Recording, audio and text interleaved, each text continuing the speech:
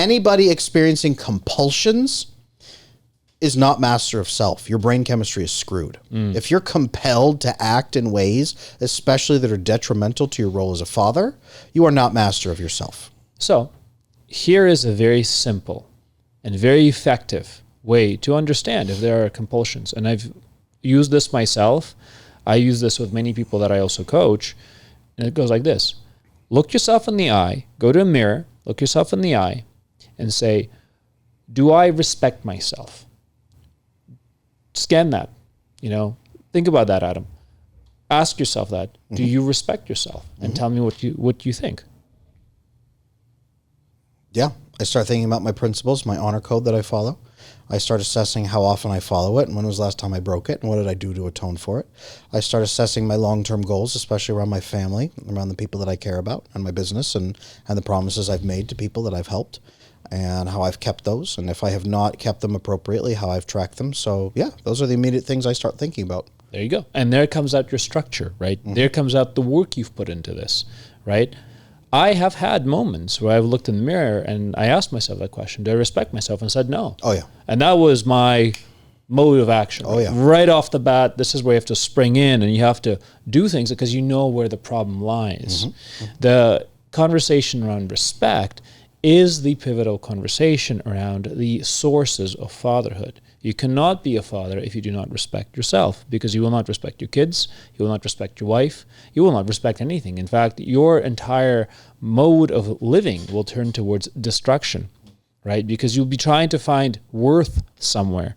Well, and this is the key difference right here is leaders need to continuously ask themselves that question and continuously guide, because you are only leading through example. You're not pushing people into serving you. You are pulling them from the front.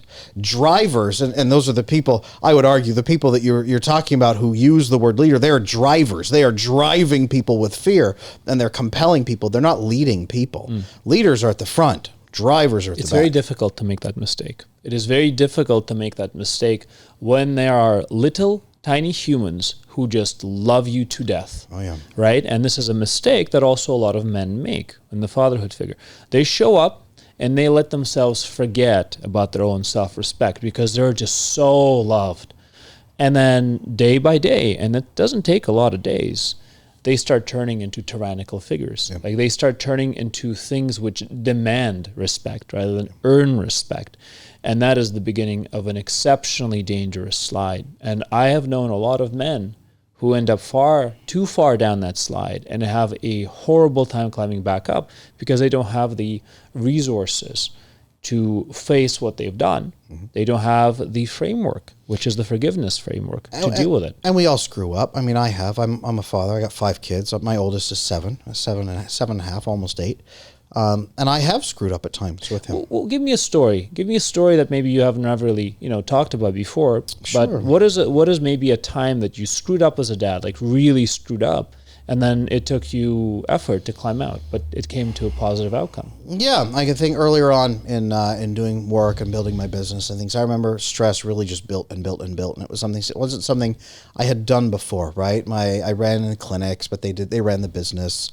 I did various jobs, but everybody else had the weight on their shoulders. When it was my business, stress really started eating at me, and that was something I hadn't explored before. And I remember taking that into my home when my son was much younger, and we had built a deep, trusting, loving relationship. So your son was 5 when we started working together, right? Yes, he was 5. And I remember he came to me and he was jumping on me, trying to play with me, trying to initiate, poking me in the eye. And I was thinking so hard about this thing I was trying to build, this project, and I couldn't get it out of my head. And he was playing and poking and playing. And I remember I snapped at him like, hey, I just need these minutes. Can't you give this to me? Like typical victim mentality, right? I'm stressed out. Oh man, can't you just...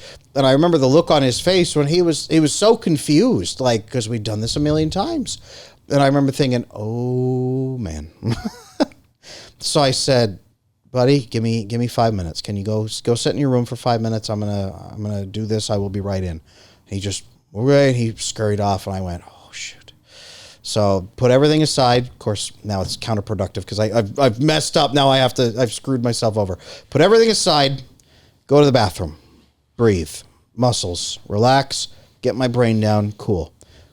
What do I want to do for my son going forward? What do I want this to be? Who do I want to be for him? What does he need from me? 20 years from now, what do I want this next conversation to be, to resonate with? What do I want to do 20 years from now that I have only this moment to do? I went in, sat down and said, buddy, I'm really sorry. That was not your fault. That was me. I let everything build up. I let my stress get too high, and you were just trying to play with me. I understand what you were trying to do. That was completely me. In the future, I will give you a signal that things are very tense at that moment. I'll need you to step back. But again, this was me, and I will not do this again.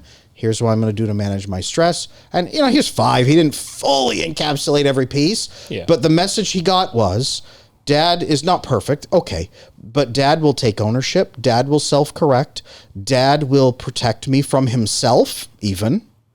Dad will protect me from the things that hurt him and scare him, and Dad will always come back. If you like this clip, I know you're going to enjoy the full episode. You can watch it right here.